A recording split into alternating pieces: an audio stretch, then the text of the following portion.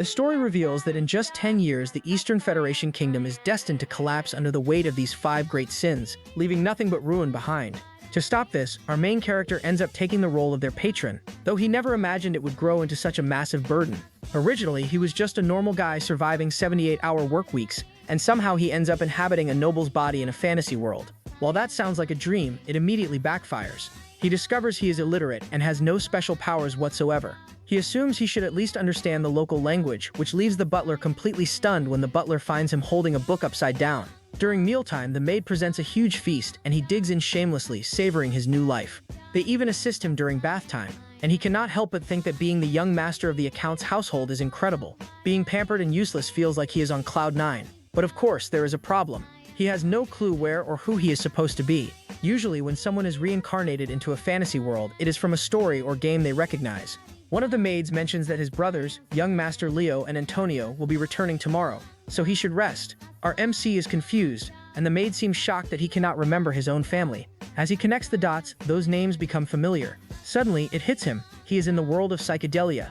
It is the same turn-based RPG he used to grind whenever he had spare time. But the twist is brutal. No matter what route you pick, the moment wrath, greed, sloth, pride, and obsession appear, the game practically becomes unwinnable. The kingdom's nobles fall apart, the entire city descends into chaos, and the Palladio household, where our MC now lives, plays a key role in the first sub-quest before the main storyline. The eldest son, Leo Palladio, is practically the king of prostitution, while the second son, Antonio Palladio, rules over drugs. But as the realization hits him, he drops to his knees because he recognizes everything. This house, this layout, everything matches the game. The Palladio are the first noble family to be crushed by the great sins, and he is the extra villain, the third son, Alan Palladio. His expression stays blank, which is almost funny considering he just realized he is going to die soon. Yet all he can think about is how much expect that sub-quest gave. When he finally lies down, he is too terrified to sleep. He begins to think that being a wage slave for 78 hours a week sounds better, because this luxurious new life ends in exactly 10 years. Somehow that feels worse than 6 months of unpaid wages. He cannot believe he reincarnated as a powerless character in a world where everyone else gets some kind of cheat ability. But then he gets an idea. Since he knows the future, he could act like a prophet and prevent the downfall by reforming the 5 great sins. It is worth trying, especially since they are all still children right now. But without any special abilities, he has no idea how he is actually going to manage that. 2 months later, our MC has already rescued several orphans from a human testing facility, though in reality, it was his knight Evan who handled the actual rescuing. Evan reports that he left the management of the orphanage in the hands of a girl named Utia. Our MC agrees with the decision, quietly impressed with Evan's reliability. However, because our MC's face refuses to show normal emotional reactions, Evan becomes confused, unsure if that was a compliment. To clarify, our MC forces a smile, which only unsettles Evan even more. Evan remembers how Alan used to express every emotion on his face, whether he was miserable or cheerful, but now everything seems oddly stiff. Our MC suspects his possession only affected his facial muscles, because no matter how hard he tries, smiling feels impossible. Regardless, Evan accepts the praise. Our MC explains that Evan is one of the rare true characters in psychedelia, someone who remains loyal and honest despite a world full of betrayals. That is why he made sure to hire him immediately. Back to the report, Evan mentions that the reason our MC ordered the rescue was because of Utia specifically, and our MC confirms this. Evan adds that even with his experience as a mercenary, he can tell Utia is far from ordinary. She is powerful, so powerful that he cannot understand why she accepted captivity so easily. Evan wonders aloud why our MC did not bring her back to the estate, as leaving her at the orphanage seems like a waste. Our MC agrees outwardly, but internally he worries that bringing her home too soon might make it seem like he is neglecting her growth or using her unnaturally. Instead, leaving her in the orphanage is part of his long-term plan. Utia is a non-human who eventually forms a pact with an otherworldly being, becoming the incarnation of wrath and causing the deaths of countless people. Thanks to his intervention, he believes he has prevented that tragic future and wants her to grow up peacefully. One dangerous landmine solved. Since he cannot explain all this, he acts mysterious and simply states that it is not the right time yet. Evan, playing the role of the side character who knows too much, accepts this explanation without further question. Our MC asks him to continue supporting the orphanage financially so the children can live comfortably. He also hands Evan a handwritten letter to give to Utia. When Evan asks why the letter matters, our MC brushes it off, saying it is just to check on her well-being. He wants her to feel reassured after everything she suffered. Evan accepts the task and rides off. Meanwhile, our MC wonders if the letter will actually comfort her, but the real goal is to include certain quotes he remembers from the game, the same quotes the Archbishop spoke during a critical moment while wrath rampaged through the kingdom. The line was something strange, something like casting a spell of agony from the dark with the brightness of belonging to the fall. He never fully understood it, but somehow it resonated with Utea during the game, even if it was far too late. In the original story, Utea eventually kills the Archbishop, not because the spell did not work, but because she was already too far gone. The kingdom fell soon after, but this time it should work, since she has not fallen yet. And with Wrath supposedly dealt with, he prepares to move on to the next target. Still, the idea that he can befriend a future monster with just a quote feels ridiculous. But who knows, maybe it will work, especially since the Sins tend to worship some strange deity or otherworldly force. He admits he does not understand their minds at all. They seem like fanatics. Meanwhile, we see Utea reading the letter, and she does not seem happy. Evan immediately senses the massive mana pouring from her tiny frame. It is overwhelming. According to him, she is the strangest person he has ever met. It is like she has no emotions whatsoever. She asks Evan whether our MC really sent the letter, and the moment he nods, her rage explodes. She unleashes solid mana. She is furious that he did not bring her to the estate, and Evan is about to suffer the consequences. Manifesting mana physically like that is something only master-level fighters can do. Evan remembers the excuse our MC used, that it was not the right time yet, and somehow that line calms her. She interprets the quote from the letter as a promise only she can understand. Evan is left baffled by the ridiculous scene unfolding in front of him. Utea, now fully in yandere mode, insists that she knows exactly what her master meant. This girl is the future embodiment of Wrath, the bloody queen Utea. Meanwhile, our MC believes he has extended his luxurious lifespan a little, and honestly, he is not wrong. As he drifts off to sleep, he imagines the bright moon cheering him on. He swears to himself that he will work hard to save the next child. The next day, our MC finds himself in the library where books keep falling on his head, as if the universe wants to kick him out for being illiterate. He continues searching for clues about the third sin, the next landmine. The headache is killing him. Evan reports they have successfully rescued the second child thanks to our MC's intel. Our MC asks whether they treated her kindly, and Evan confirms it, explaining that after saving her from the illegal slave market, everyone handled her gently. But before he can finish, someone kicks the library door open, sending them both flying. This brute turns out to be Tonio, the second son of Palatio County. He starts bullying our MC, demanding to know how an illiterate guy like him is even holding a book. Our Chad is literally nonchalant, guys. He is completely unfazed. As Tonio ramps up the pressure and demands answers, our MC thinks to himself that this guy is such a nuisance, even wondering how the original Alan would have handled this kind of treatment. Realistically, he would love to fight back, but that just seems like too much hassle. Deciding to play it low-key, our Chad tells Tonio that since it looks like he wants to use the library, he will be taking his leave. Thinking he has completely dominated him, Tonio steps on his head with a mocking grin. But just then, a sharp knife whizzes past, embedding itself in the wall. Another figure enters, scolding both Tonio and our Chad for being too loud. This new arrival is none other than Leo Palacio, the first son of the county. As the two idiots start scrambling, our Chad seizes the chance to crawl away. He reflects that in the game, the Palacio County had vanished after the first subquest, but he had not realized just how powerful and influential they really were. What is actually happening is that these scummy brothers are fighting over who will inherit the family headship. The first son, Leo, dominates the underworld as the prostitute king, while the second son, Tonio, runs a massive drug cartel, earning him the title of Drug King.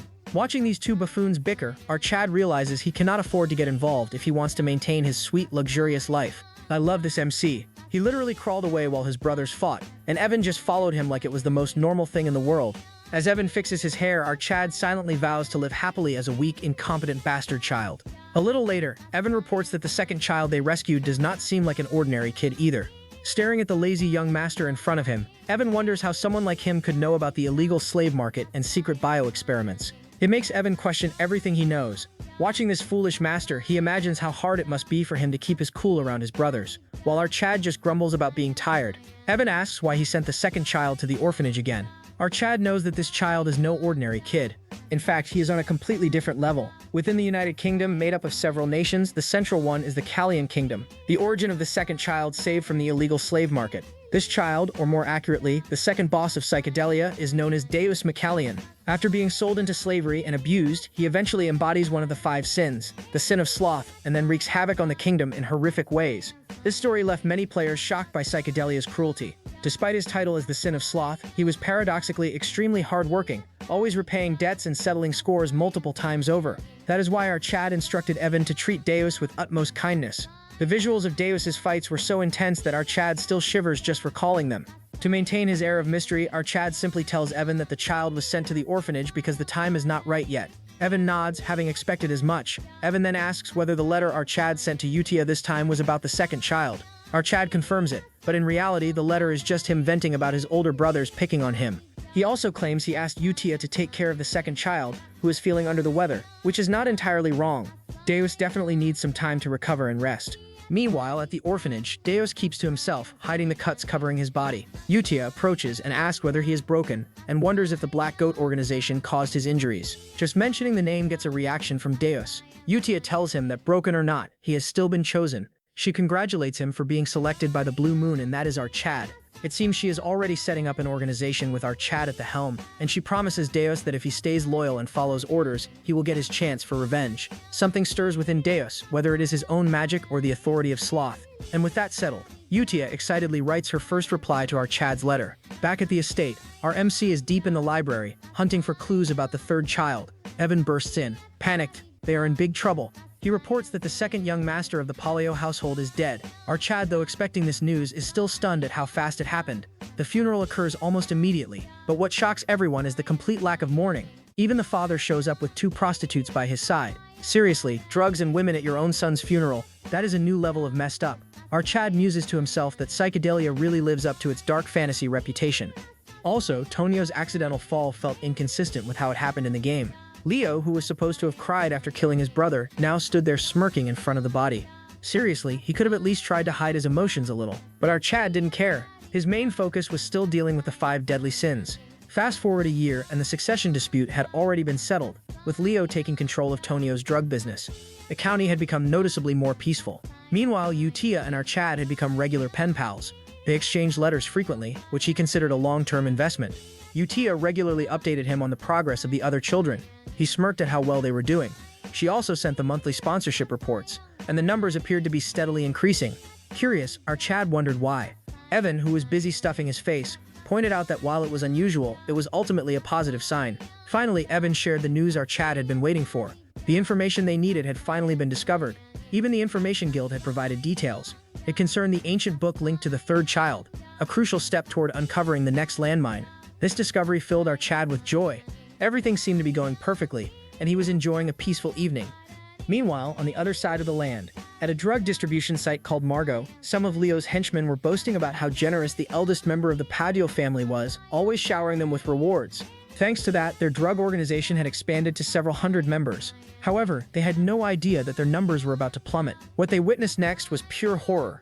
Most of their members suddenly turned against themselves, screaming that they could no longer control their own bodies. It was as though invisible strings were controlling them like puppets, forcing them to take their own lives. The culprits behind this chaos were none other than our Chad's children, Utia and Deus. Using his thread magic, Deus wiped them out single-handedly. Turning toward Utia, he questioned whether there was any real reason to kill such fools. Utia, however, asked whether he felt even the slightest sympathy for them. He clarified that he didn't, especially since they exploited human lives to manufacture drugs. He believed their deaths had nothing to do with his personal revenge. But Utia, while unleashing her magic, explained that this was essential for their master's return. They were simply clearing the county of trash so that when our Chad stepped forward as the heir, everything would be easier for him. With a majestic smile, she wondered how they could possibly allow the place to remain so shabby before his arrival. Deus responded that he understood, although it was questionable whether he truly did. At this point, they were practically treating our Chad like a king. Using her magic, Utia etched a symbol into the ground. As they soared away in style, she declared that everything would proceed according to his will. A massive surge of mana erupted, leaving behind a crescent moon-shaped mark. Utia further proclaimed that they were the Blue Moon destined to become his sword. It had been 2 years since our main Chad and Utia became pen pals. During that time, Evan had worked tirelessly to track down the remaining sins. Looking completely exhausted, he finally collapsed onto the grass, where our boy's magic appeared to restore some of his energy. Evan shared the good news that they had successfully found the 5th child and sent the child to the orphanage, which struck a deep chord with our Chad. Even though he couldn't show it on his face, he explained that over the past 2 years he had managed to save the 3 remaining children, meaning all 5 sins had now been rescued. To celebrate Evan's hard work, our Chad treated him to delicious cake and other snacks. He also mentioned that finding the sin of greed, the 3rd child, had been somewhat difficult. After having Evan put in extra hours and make use of his knowledge of the game, everything ultimately fell into place. He praised Evan for a job well done, and now that the mission was complete, the 2 of them could finally relax. Evan asked whether this meant all of the orphanage-related work was finally finished, and our Chad confirmed that it was. Evan let out a sigh of relief, but then questioned why our Chad didn't seem happier about their accomplishment. Our Chad insisted that he was thrilled, but Evan pointed out that his expression suggested otherwise. Our Chad attempted to defend himself, claiming that he was smiling at that very moment. We even got a close-up of his mouth, only to realize that this guy wasn't smiling at all. It wasn't even enough to qualify as a smirk, but Evan was already used to this, and simply went along with it. As they continued talking, our Chad reflected on how he never expected things to go this smoothly. After all, the bosses of psychedelia became the 5 great sins because of the horrific experiences in their pasts. Even though he was dealing with them before they became sins, the chances of saving all of them before they experienced those tragedies were incredibly low. He had also worried that he might arrive too late and find them beyond saving. He then asked Evan about the current situation at the orphanage. Evan handed him a letter and explained that everything was operating smoothly as always. He added that the children who once resembled broken dolls had become much brighter and more lively. Our Chad remarked that if things were truly running that smoothly, there would have been no need to hire a separate caretaker in the first place. Even so, he admitted that he never expected Yutia to manage the orphanage so effectively and wondered whether her background played a role in it. In the game, she had always shown a sentimental attachment to that place. He commented that Yutia was surprisingly kind in her own way, but Evan told him to stop speculating and focus on the letter in case there were important updates. In the letter, Yutia provided a detailed report on the children's condition, reassuring him that they were all growing up well and that he had no reason to worry, especially about Deus, who had once been the most troublesome case. She explained that every child was steadily improving, and that fact alone brought a rare warm smile to our Chad's face. He stated that he was simply happy to see them growing up properly. Deep down, he wondered whether the true secret of a successful orphanage was simply providing the right environment, considering how well the children were developing. Then Evan asked the big question: when did our Chad actually plan to meet those children? He always gave vague answers, saying that the day would eventually come, but the truth was that he had no intention of meeting them anytime soon. He thought it might be nice to become closer to them someday, but their personalities were far from the type he was eager to handle, and honestly, he wasn't wrong. After witnessing their cruelty in the game, who could blame him? Perhaps it was because of how brutal their transformation into the sins had been. Still, he told himself it shouldn't be as bad now, since he had rescued them before all those events happened. Yet the fear still lingered even at the thought of meeting them. He decided to tell Evan that he was considering meeting the kids in maybe 5 years. Regardless of that consideration, he realized what he truly needed right now was the ability to survive in this grim fantasy world, and the clearest path was through magic. As he practiced, he felt fortunate that the body he inhabited actually possessed a decent amount of magical talent. Then Evan asked if he had heard of a group called Blue Moon. Chad admitted that he hadn't, and Evan explained that Blue Moon was an organization that had recently begun hunting down criminal groups. The MC thought that if they were taking out the trash, that was quite convenient. Deep down, however, he wondered why they never appeared in the game at all, and he was convinced they probably wouldn't last long. But Evan teasingly added that our Chad should be terrified, since Blue Moon's specialty was killing nobles. That sent a cold shiver through his spine, and the sudden mood change made him decide that perhaps Evan should sleep in the room next to his from then on. Meanwhile, back at the orphanage, Yutia was holding the weekly Blue Moon report meeting. The Sin of Pride, Solprang, announced that she had taken care of all the slave traders by cleanly chopping off their heads. She casually performed acrobatics in the air while mentioning that those idiots couldn't even figure out who she really was. She said she had even given them a chance. She would have spared them if they could have guessed the color of her eyes. But none of those weaklings had gotten it right. Next was the Sin of Greed. Rena, who despite her title was calm and elegant, she reported that all the corpses had been melted down completely, leaving not a single trace of evidence behind. The Sin of Misophobia, Raydan, reported that he had finished his work in the south, wiping out the illegal human testing grounds and turning the Avalon goons responsible into minced meat. These kids were honestly terrifying. Regardless, the most dangerous of them all, Yutia praised the group for a job well done and said that everything would proceed according to their lord's will. She reminded them that they all existed for the sake of the Great Moon, the Blue Moon, who just happened to be our main character. Suddenly, Deus stepped forward with a problem, making Yutia wonder what could possibly be wrong when things seemed perfect under their lord's command. These kids treated our Chad like he was some kind of divine being. Deus explained that the head of Avalon was the eldest son of the Palacio Count family, the very household their lord belonged to. While cleaning up the south, he had found a dangerous written order. It turned out that the eldest son, Leo, was targeting our Chad. Naturally, Yutia couldn't tolerate that. She let out a murderous aura strong enough to send every child in the room trembling. The letter revealed Leo's plan: eliminate their father and then slowly poison our boy. This pushed Yutia straight into a furious rage. Fast forward 2 years, our MC's father, Count Palacio, had passed away. Just like before, the funeral was held almost instantly. The official cause was listed as heart failure, but our MC knew perfectly well it had been an overdose. At the funeral, Leo received news that one of his facilities had just been hit by the Blue Moon. Honestly, couldn't they have waited until after the funeral? Leo kept asking if everyone had been wiped out again. Our Chad, casually eavesdropping, realized his brother was becoming increasingly paranoid. As the Count's funeral ended without a single tear shed, our MC decided he didn't want to get tangled up in this family disaster and quietly slipped away just as Leo gave him a calculating glare. When Evan asked what he planned to do next, since that jerk of a brother was obviously going to be the new Count, our Chad was already packing. He told Evan to do the same. The plan was simple: run away from all of this. Evan questioned if he really intended to flee, but our Chad clarified it wasn't a full escape. They were heading downtown to lay low for a while. When Evan asked if he meant Rod Mill, our Chad confirmed it. He had had his eye on that town for a long time. It was small, tucked away in the south of Paleo, and made the perfect hiding place. Plus, the timing was ideal since Leo had been giving him some truly unsettling looks. Once they arrived in Rod Mill, our Chad actually started enjoying life, making delicious toast while Evan accepted everything like it was completely normal. But just 3 days later, their peaceful life was shattered when our MC was summoned back home for his brother's funeral. He couldn't believe he was back so soon. According to the game, Leo wasn't supposed to die yet. The cause of death was a stab to the heart, leaving our MC wondering who could have done it. When he asked a servant for details, the servant screamed as if confronting death itself. All the servants were acting strangely, overly apologetic, trembling, treating him like he was some mafia kingpin. He had no idea what had gotten into them. As he headed out, Evan caught up and asked if he had found out what was going on. Evan claimed he had, and jokingly asked if our Chad was the one who had made the Avalon drug ring disappear overnight. It turned out Leo had been the head of that organization, and with him gone, the whole thing had collapsed instantly. We then jumped back to the day our MC had left for Rod Mill. Inside the carriage, Evan wondered why he had chosen a small town over a large city. Our Chad explained that a city wasn't an option for him. Rod Mill was his ultimate destination, the end point of his plans. His mission was straightforward: save the 5 great sins from their tragedies so the world didn't fall apart. And since Rod Mill wasn't part of the original game story and even had a villa, it was the perfect hideout. A villa is separate from the town, making it the ideal retreat for a lazy noble like him where he could relax and do nothing.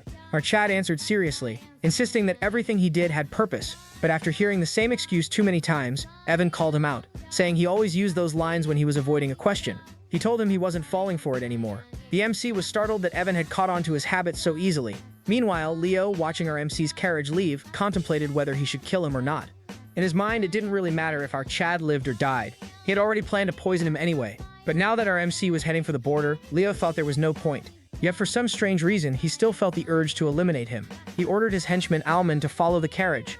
However, Alman asked if that meant he was supposed to kill the MC. This question shocked Leo. Alman had never once questioned him, no matter what the order was.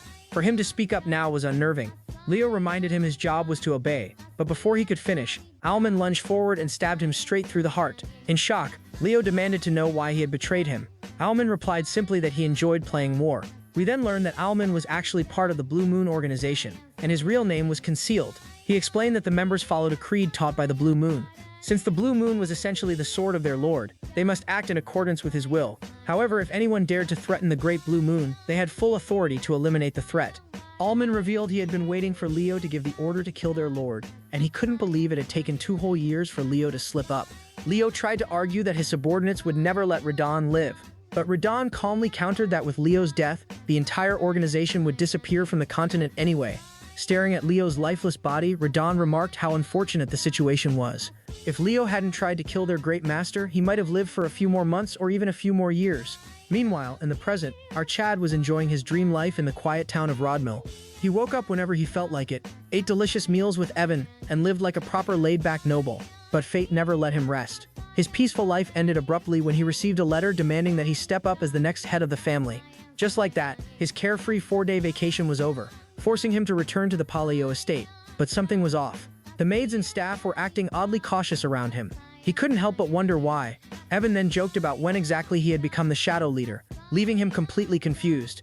It finally dawned on him that the strange atmosphere came from the circumstances surrounding his brother's death and the fact that everyone assumed he had benefited the most. In dramatic fashion, he started whining to Evan, demanding to know why he was suddenly being treated like the villain. Evan reminded him that since he had gained the most from Leo's death, suspicions naturally fell on him. Right after he had left the estate, Leo had died, and our MC had conveniently ended up with a perfect alibi. Realizing that his whole plan to escape the mess had backfired, he felt a surge of frustration. Evan tried to cheer him up, explaining that with both Avalon and Leo gone, he wouldn't have to worry about anything anymore. Evan even teased him, saying that he was now the unofficial shadow leader of the territory, who supposedly orchestrated the assassination of a swordmaster. Despite Leo's scummy personality, he had still been recognized as one. Our Chad started wondering where to even begin. He couldn't think of any organization that could take out such an important underworld figure so quickly.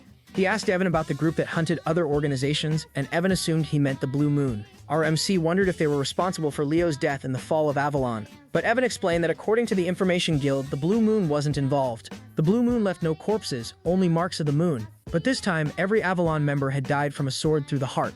Evan joked again, saying that the gates of hell must have opened for someone to do that. Setting the teasing aside, our MC thought back to the game. There shouldn't be any group called Blue Moon at all, which meant they couldn't be the culprits. But if it wasn't them, then who had done it? While he racked his brain, the scene shifted to the orphanage where Utia was holding a meeting with the other great sins. She asked if everything had gone smoothly. Rina, the sin of greed, reported that she had left no evidence behind. Sailrang, the sin of pride, casually noted that no one had survived on her side, just corpses. Deus boasted that he had taken out all 486 Avalon soldiers, describing his magic like a beautiful butterfly caught in a spider web. Radan, the sin of misophobia, confirmed he had sliced all the bad guys clean in half. Utia praised their work, though she was an intimidating child. That was how Avalon, the world's most infamous drug organization that had nearly destroyed the Asteria Kingdom, was wiped out in just 5 days. But then Radan mentioned something troubling. When Utia asked what he meant, he explained he had found some interesting documents tied to nobles involved with Avalon, especially connections pointing toward the Asteria Kingdom. Hearing this, Utia's magic flared, and she told them they already knew what she was about to order. It was time to wipe them out. Radan promised to handle it quietly. Utia then asked if the Information Guild was clean and free from Avalon ties. Renan confirmed that everything was being handled separately from the Blue Moon's internal matters. Deus added that guilds always behave similarly, calling it the Hell Sword crafted by the Swordmaster. Reyna asked if she should keep an eye on our Chad's movements, and Utia immediately agreed, insisting that none of this must ever reach that person's ears. She emphasized she had said this many times. When she referred to that person, she meant our MC. Deus argued that since that person's family had targeted them first, the order to eliminate them wasn't issued directly. Hearing this, Utia started to panic. In her view, all their actions must come from direct orders from their lord. She insisted they were merely swords, and swords must never think on their own. She declared that from that moment on, all members of the Blue Moon must act only on official orders, and she stressed the seriousness of the decree. The other sins shifted nervously as Utia added that they must never disappoint that person. Internally, Deus couldn't comprehend why Utia was this anxious. For someone as powerful as her to feel restless at the thought of being discovered seemed excessive, but regardless, he responded that he understood. They ended the meeting by chanting that everything was for the Great Moon. Meanwhile, back with our Chad, he was drowning in paperwork as the new Count of Palacio. He explained that after his brother's funeral, he had endured an entire month of non-stop responsibilities, leaving him exhausted. He even started crying, whining that all he wanted was to lay around and do nothing. This fool genuinely believed that was what being a noble was all about. Anyway, he couldn't help but think that even though he had made quite a few enemies, his brother Leo's death was supposed to happen 6 years from now. But with the strange circumstances surrounding all his brother's deaths, everything had shifted, and now all the family responsibilities had landed on him as the sole heir. Just then, a few ministers from the county walked in, bringing even more paperwork for him to deal with. He closed his eyes and started to wonder why everyone in the county suddenly seemed to be working so hard. Back when his father was still the count, they would slack off and treat work like a rainy school day. He waved at them, signaling for them to drop the paperwork on his desk. But in the minister's eyes, he was radiating a deathly aura. They began to worry if they had somehow angered him, with some even vowing to work harder to avoid any consequences.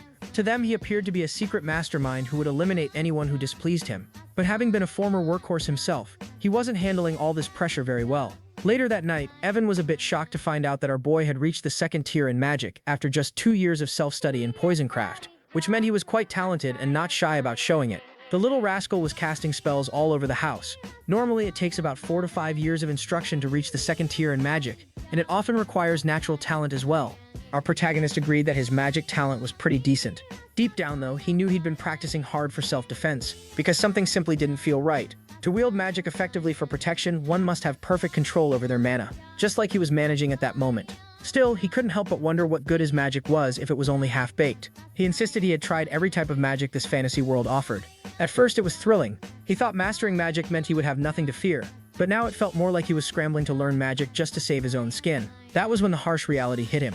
His mana capacity was alarmingly small. Without enough mana, there's no magic, and that spelled trouble, possibly even death.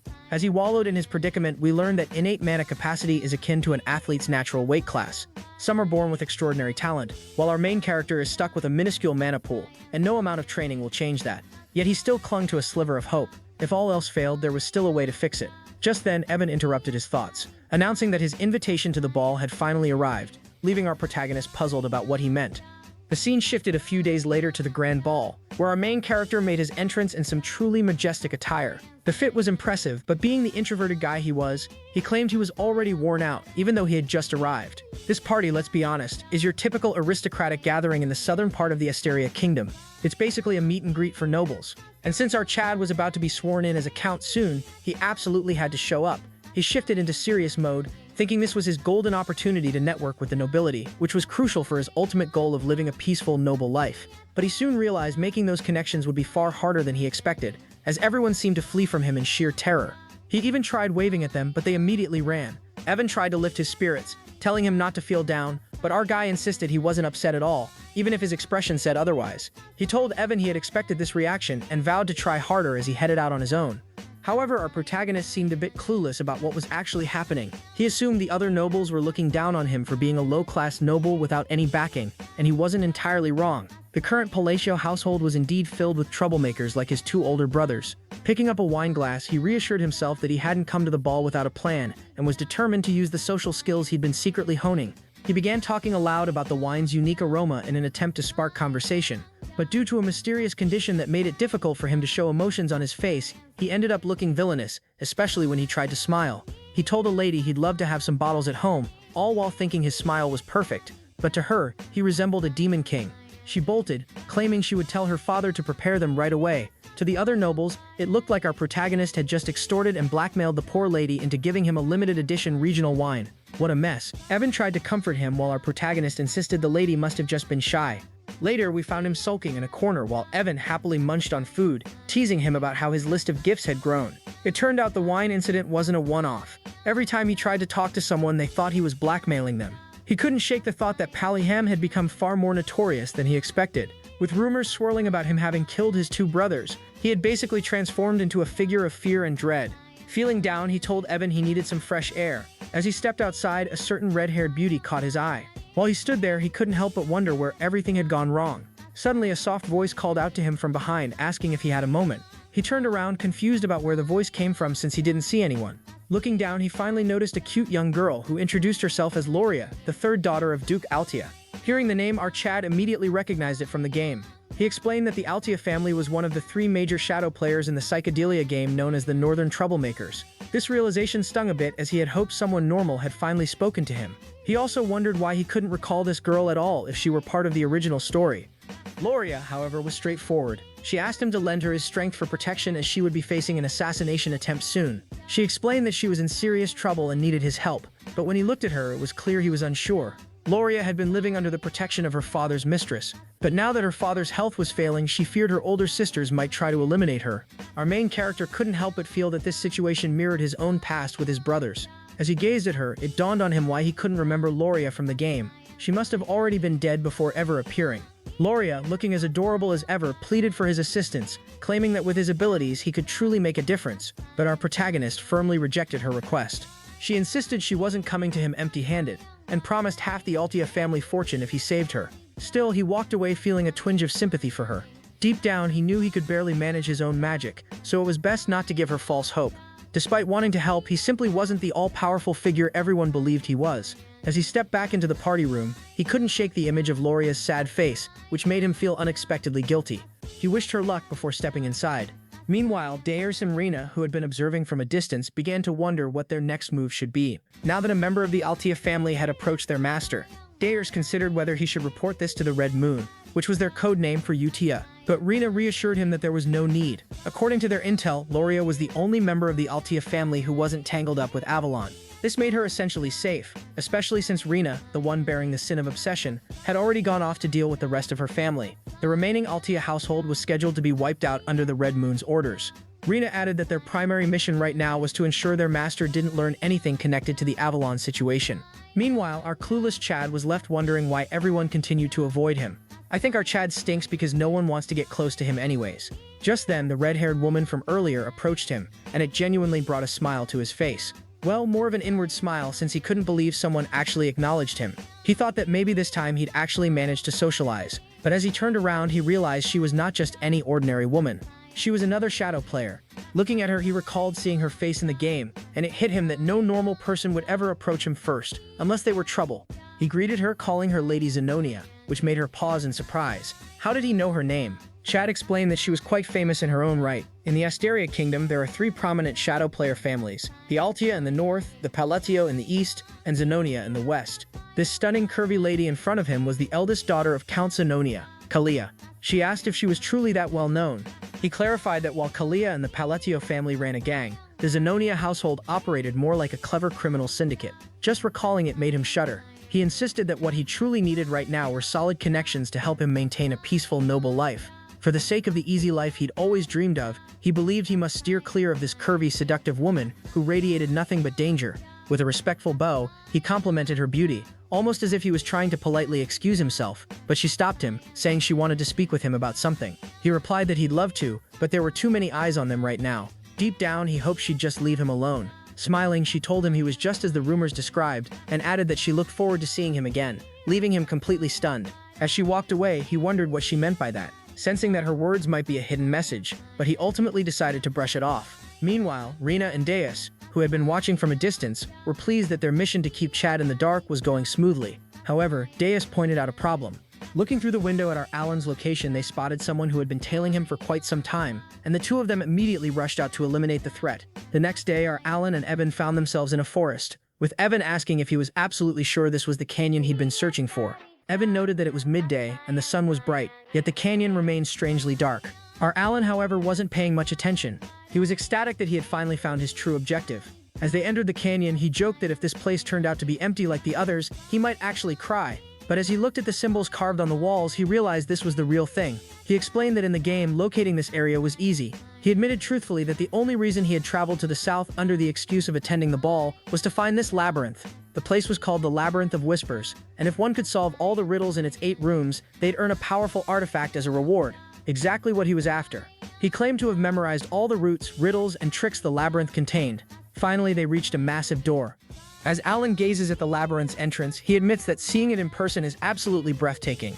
It feels far more real than it ever did in the game, where he had cleared it countless times. When Evan, curious about his knowledge, asks how his young master even knew something like this existed, Alan absent-mindedly replies that he had been here many times before. Realizing his slip-up, Alan quickly laughs it off, claiming he was only joking, and urges Evan to move forward. Once inside, they encounter monsters and giant golem hands capable of crushing them with ease. Evan wonders if these creatures are connected to the riddle and fears that answering incorrectly might trigger an attack. However, Alan, completely unfazed, starts solving the puzzle, leaving Evan baffled at how he can remain so calm in such a life-threatening situation. Evan reflects that they have been together for 4 years, yet he still does not understand his master at all. Alan engages in peculiar activities like saving orphans, repaying random debts, freeing slaves, and delivering strange, seemingly pointless messages. In Evan's eyes, Alan is a complete mystery, yet watching him solve the riddles so effortlessly makes Evan question how such a thing is even possible. This guy has barely left their estate, yet he seems to know everything about the labyrinth. Regardless, Evan acknowledges that the reason he continues to follow this peculiar master is simple. Everything Alan does somehow ends in a positive outcome. After clearing the trials, they arrive in a luxurious chamber filled with treasures and gold, but Alan's attention immediately locks onto a statue shaped like a hand adorned with multiple rings. Alan declares that their goal is the Black Ring and insists they take it and leave quickly. Meanwhile, Evan, gleefully filling his pockets with gold, asks why Alan is so fixated on the Black Ring when it appears to be the least valuable one. Alan explains that taking anything other than the Black Ring could lead to severe consequences later. Deep down, he knows he has finally obtained the ring containing the Oath of Restraint, an artifact he recognizes from the game. As they prepare to head back, Alan feels rather proud of himself, thinking that acquiring the ring was easy thanks to his gaming knowledge. However, Evan suddenly gets a bad feeling and points out that the rock piles they passed earlier are actually dormant golems, and they are starting to move. Evan tenses up, feeling dread surrounding the entire situation. These golems are completely unknown and make this a terrifying scenario. Evan believes that if he can just get his young master to safety, he will gladly risk his own life. However, Alan steps forward, telling Evan to stand down because he will handle the golems himself. As the stone giants prepare to strike, Evan urges him to find an escape route first. With the golems closing in, Evan shouts that Alan's second-tier magic will not be enough to deal with them, but Alan remains firm and confidently invokes the Oath of Restraint. The Black Ring activates and time around him begins to slow. Suddenly, he finds himself in an entirely different dimension. A voice echoes through the void, introducing itself as a fragment inheriting the great will of Neakula, instructing Alan to state the 2 restrictions he wishes to impose upon himself. Olin finds himself in an intense situation. In the game, this moment appeared as a simple choice window, but now hearing the voice directly and seeing a massive, distorted face looming in the cosmic darkness is far more overwhelming than he ever expected. The Oath of Restraint is an absorption-type artifact that allows the user to impose limitations upon themselves in exchange for power. However, the sheer force of the voice makes Alan tremble slightly. The voice urges him to declare his first restraint, and with a hand sign, he states that he will always perform the hand signs of Babylonia when casting magic. The voice then asks what he wishes to gain from this restriction, and Alan responds that he desires the ability to bend the laws of the world just a little more. The voice grants him this power. For his second restraint, Alan explains that he will strictly chant the words of Babylonia when using magic. When the voice asks what he hopes to obtain through this limitation, he boldly declares that he wants even greater strength to defy the world's laws, which causes the mysterious entity to pause momentarily. Alan starts to worry that he may have made a mistake, especially since the entity went silent. He even mimicked the exact skill icon from the game, just to ensure he was following the same steps. By choosing both the hand sign and word chant restraints, he believes he can achieve the highest possible magic attack power. Thanks to all his repeated playthroughs, he has memorized every combination the game offered, so this should work perfectly.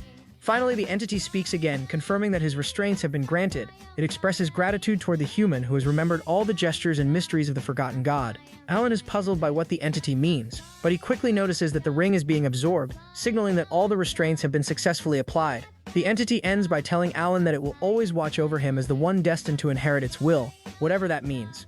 Just then, time resumes, and it does so right as the golems launch their attack at Alan. Evan tries to reach him, but Alan, unfazed, begins casting his magic. He cannot help but chuckle at his own spell, thinking about how it used to look so grand and powerful in the game. Though, now, with his meager mana, the spell appears tiny. He gathers the spell in his hand, reflecting that no matter how hard he pushes himself, this seems to be his limit. Still, it is time to test out his new restraints. To be fair, his magic looks majestic. Perhaps it is the pose. Anyway, he starts chanting with the first word being refraction, causing the magic to stabilize and take its initial form. Then comes repulsion, making the spell swell in size as it transforms into a brilliant blue light of electric energy. The magic sphere becomes massive. Using the hand signs, he adds another chant for direction, and finally he unleashes it. The way he releases the spell is so grand that it resembles how Gojo unleashes his hollow purple technique. The sheer force of Alan's lightning obliterates the golems in an instant, reducing them to dust and scattering them across the canyon. In the aftermath, Evan can barely believe what he witnessed. He asks Alan if he has been hiding his true power all this time. Alan shakes his head. Evan, who has spent 15 years as a mercenary, admits he has never seen anything like that in his entire career. He asks if Alan is truly certain that was only second-tier magic. Alan confirms it, though deep inside he is just as confused by what happened. He acknowledges that this was nothing like the game. In Psychedelia's turn-based battle system, magic could be strengthened each turn through hand signs or incantation.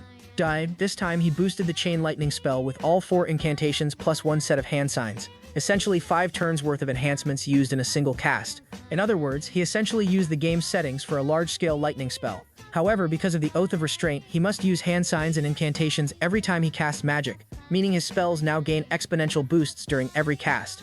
Even so, Alan feels that the second-tier magic he used was far too powerful, and the result far exceeded his expectations, leaving him more surprised than he would like to admit. Meanwhile, Evan is simply relieved they survived. Sitting down, he mutters that watching the fight was more exhausting than participating in one. Evan asks Alan who on earth created such an unpleasant canyon. After thinking for a bit, Alan realizes that the Maze of Whispers had a different name in the game. The map layout and strategy guide were posted on the game's community site, and it was known as the Maze of Palon. Alan explains to Evan that a man named Palon created it, but Evan is far too drained to process the information. Alan grabs Evan, saying they need to head home because he has something he wants to try once they get back. This makes Evan question why his usually lazy master is suddenly so motivated. Alan then explains that every time he picked a hand sign matching the attribute of the spell he was casting, the power increased. If he selected the correct incantation, the magic properties were enhanced, which is how the game mechanics worked. The only difference is that in the game, the visuals stayed the same and only the damage numbers increased, whereas here, the spell's form actually changes with each chant. However, Alan wonders if this effect applies only to him, especially considering how skilled he is at controlling mana. He decides he will have to test it once his mana recovers. For now, he is simply grateful everything ended well. As they prepare to leave on horseback, Rena, who has been quietly tailing Alan, watches the entire scene unfold. She hurries toward the canyon, and upon arriving, she notices the runes carved into the walls. To her surprise, she can actually read them. She explains that these are glyphs from the Alanef Empire which describe the era of the forgotten outer gods. Rena's eyes land on another glyph hidden in the corner, which she translates as, "For my friend who shall be left alone from the coward Palon." As she studies the glyphs more closely, a smile forms on her face.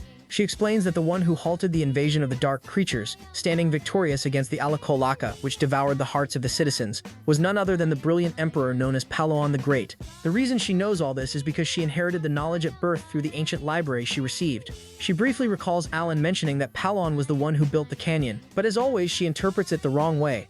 She thinks she always knew Alan was extraordinary, especially since someone like the Bloody Queen Utia follows him, which is no small matter. What is having someone on Utia's level as a subordinate is something you would only find in history books.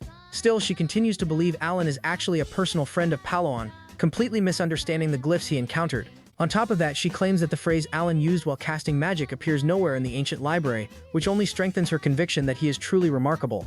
Blushing, she admits that Utia was right all along, feeling embarrassed that she doubted her orders even for a moment. And just like that, Alan unintentionally gains another ally in his growing harem. A moment later, Rina sees Deus approaching and immediately asks if he got any information out of the fool who was tailing their great master. Deus responds that the idiot is already dead and he was not the one who killed him. The man's head simply twisted in the air as if something snapped it.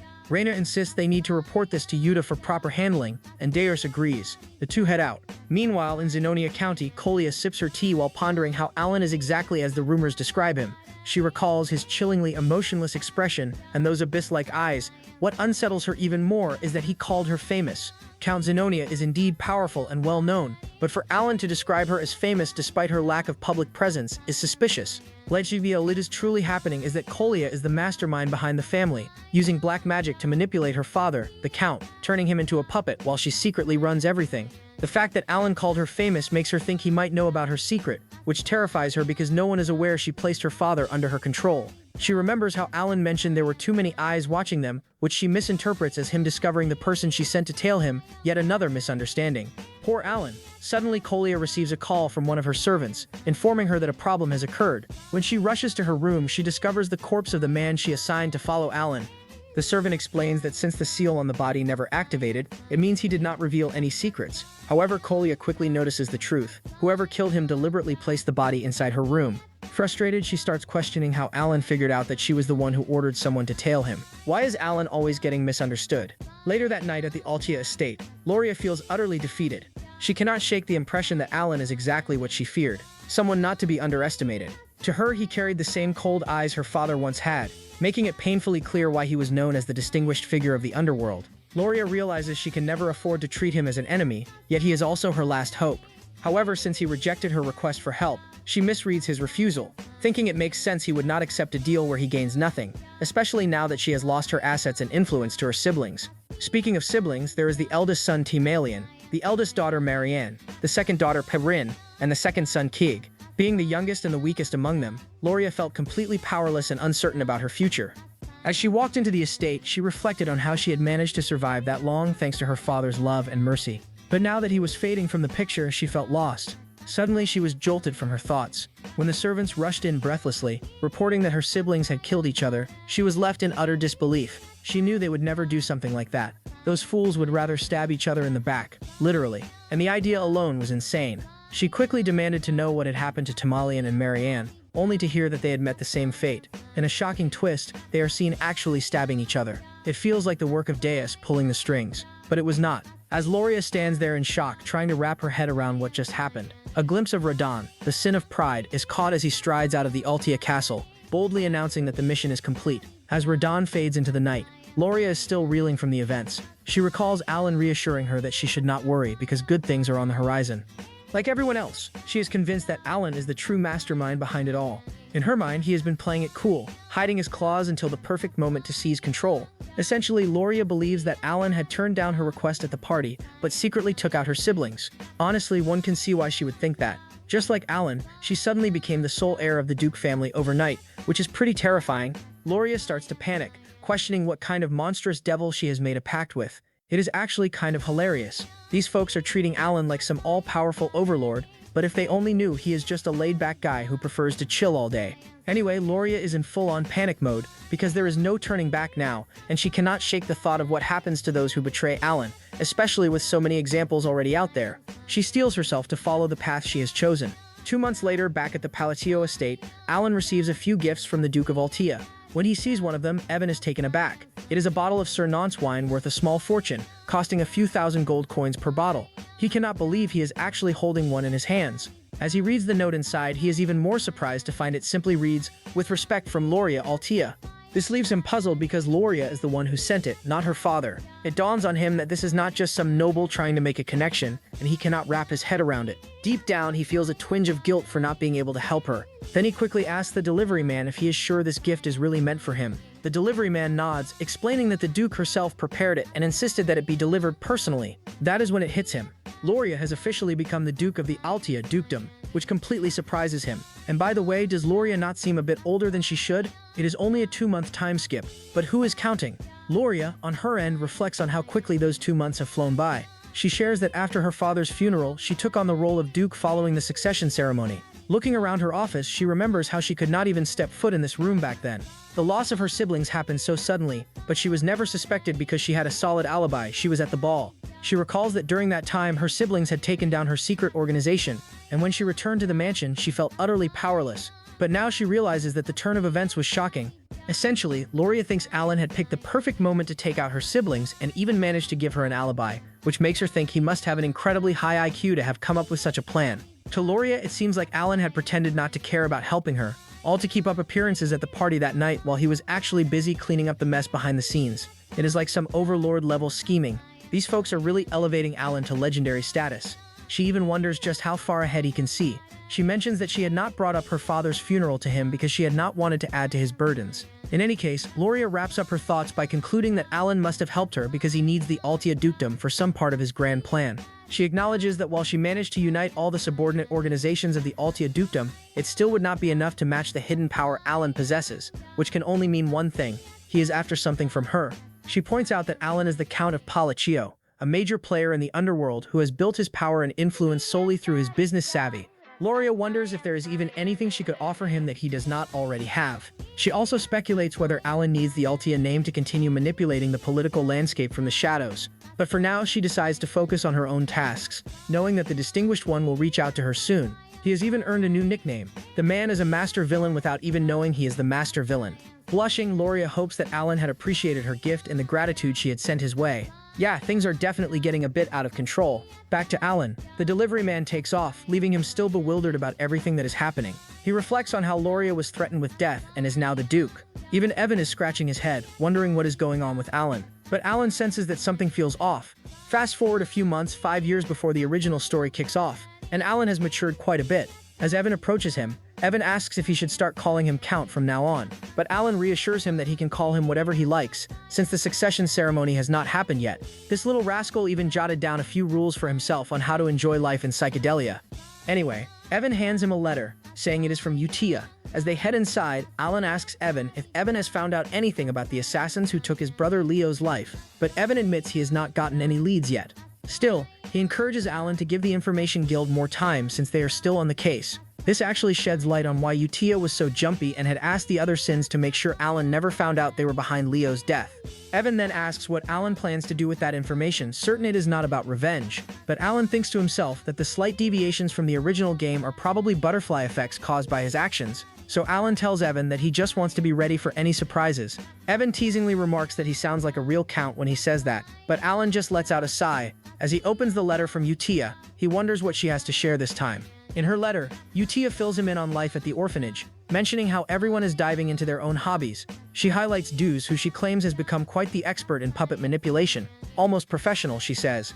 Then there is Solrong, who loves gaming with his friends, and Reina, who still has her nose buried in books but has also started building sandcastles. And Radan, he has found joy in nurturing his garden. Hearing all this brings a smile to Alan's face. This monthly ritual of exchanging letters has become a comforting routine, and each message warms his heart a little more. Even though he has never seen these kids in person, knowing they are thriving fills him with joy. He realizes, though, that he does not actually know how old they are. Curious, Alan asks Evan, who points out that they are now at an age where they can step out into the world.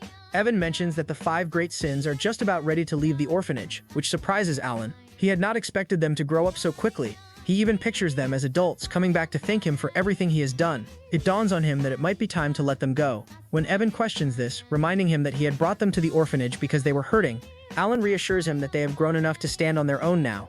It is time for them to forge their own paths. Deep down, he knows he cared for them just enough to prevent them from becoming the deadly sins, so they should be all right.